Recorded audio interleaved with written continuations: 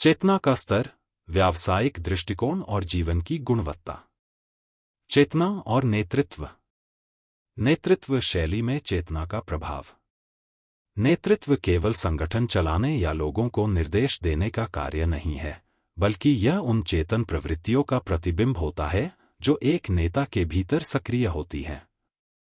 जैसे जैसे किसी व्यक्ति की चेतना का स्तर ऊंचा होता है, वैसे वैसे उसकी नेतृत्व शैली में भी गहराई, करुणा और समग्रता आती जाती है। चेतना नेतृत्व को महज प्रबंधन से प्रेरणा की ओर ले जाती है। आत्मचेत नेतृत्व, सेल्फ अवेयर लीडरशिप। यह नेतृत्व शैली उन व्यक्तियों में पाई जाती है जो आत्मनिरीक्षण, भावनात्मक बुद्धिमत्ता और विवेकशीलता के स्तर पर जागरूक होते हैं। ये नेता अपने निर्णयों में तात्कालिक लाभ के बजाय दीर्घकालिक मूल्यों को प्राथमिकता देते हैं।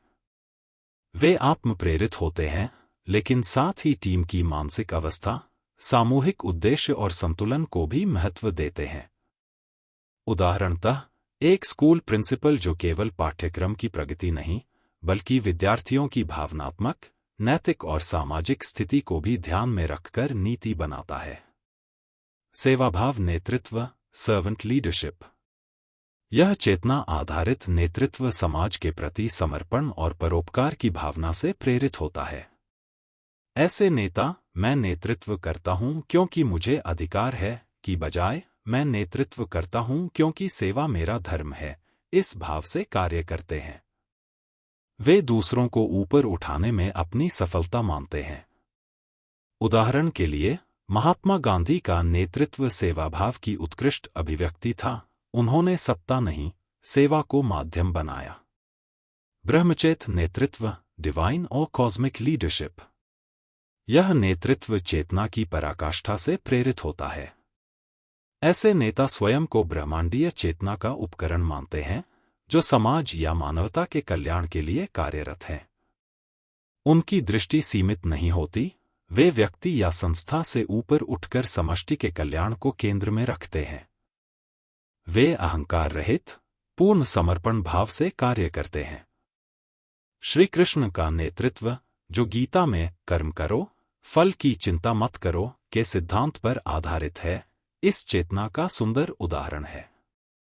ऐसा नेतृत्व समय और स्थान की सीमाओं को पार करता है और प्रेरणा का शाश्वत स्रोत बनता है। निष्कर्ष: जब चेतना नेतृत्व से जुड़ जाती है, तब नेता केवल निर्देशक नहीं, बल्कि मार्गदर्शक और प्रेरक बन जाता है। ऐसे नेता न केवल दूसरों को दिशा दिखाते हैं, बल्कि उन्हें भीतर से जागृत भी करते हैं। इस प्रकार, चेतना न केवल नेतृत्व की शैली बदलती है, बल्कि उसके प्रभाव और स्थायित्व को भी गहराई देती है।